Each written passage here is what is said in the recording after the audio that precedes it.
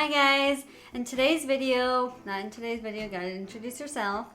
Hi guys, it's Rosie. In today's video, I wanted to share with you guys some pros and cons on long hair versus short hair. So before you decide to do any big changes for the new year, let's just consider some things before you can't backtrack yourself, okay? So let's get right into it, and hopefully you guys learn something and start to consider a little bit more of these things before you decide to just say, new hair, new me. Let's do it, girls.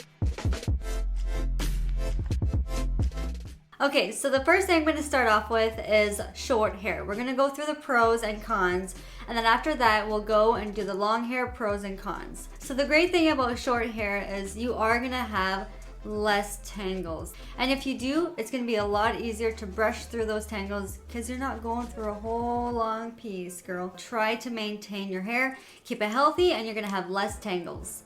Now, if you're someone that enjoys going to the salon to get either full color, balayage, highlights, anything to do with services, the shorter the hair, the less expensive it is. Of course, some salons are going to be dependent on the hairstylist or just the price range, but typically the shorter the hair, the cheaper and more affordable it becomes.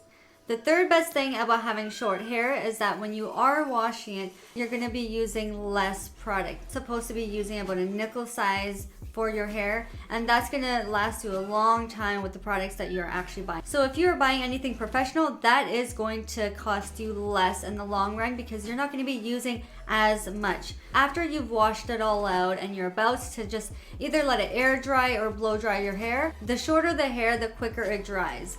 So sometimes you see men walking out of the shower and literally in a matter of 2 minutes their hair is just full on dry. It's like, how did that happen?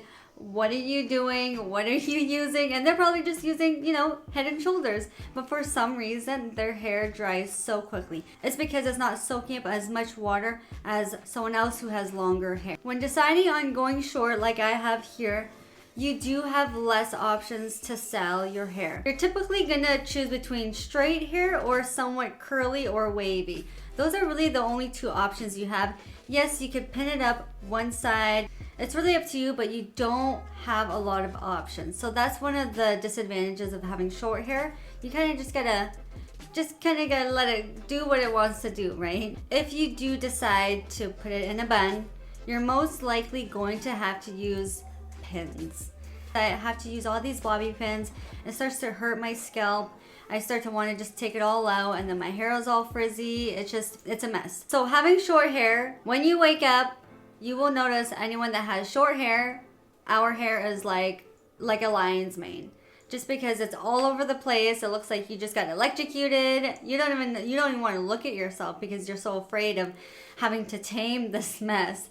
You gotta blow dry it, straighten it, curl it, just to kind of tame down that craziness a little bit. That's another disadvantage to having short hair. Now we're gonna get into long hair. Some of the benefits of having long hair, the easiest one is being able to put it up whenever and wherever. I think that's one of the things that we love most, just because it's like, today I am not going to tame this mess, I am going to put it up.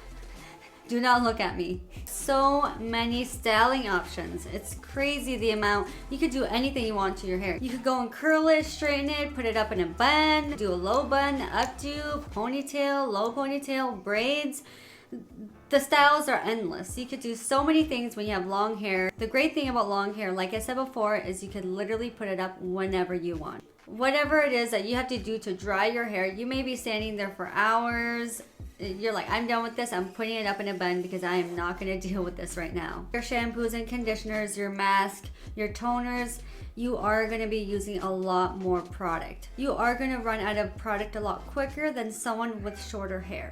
Now let's talk about going to the salon. This is always the most exciting but most expensive visit. But with that waist long hair, your bill also is gonna look waist long. You're gonna want to prepare yourself of how much you're willing to spend and maintain your hair. The root touch-ups, your toners, your purple shampoos, the kind of shampoos you're gonna want to use just for the blonde. You may have to go to the salon a lot more frequently, and that's up to you of if that's something you enjoy or you can afford. Okay guys, so I hope some of those pros and cons with long versus short hair really helped you guys. Let me know in the comments below. I would love to know if you decide to make a big change. If you guys enjoyed this video, please hit subscribe. Follow me on my Facebook and Instagram page, and I'll see you guys next time with another video. Bye, guys.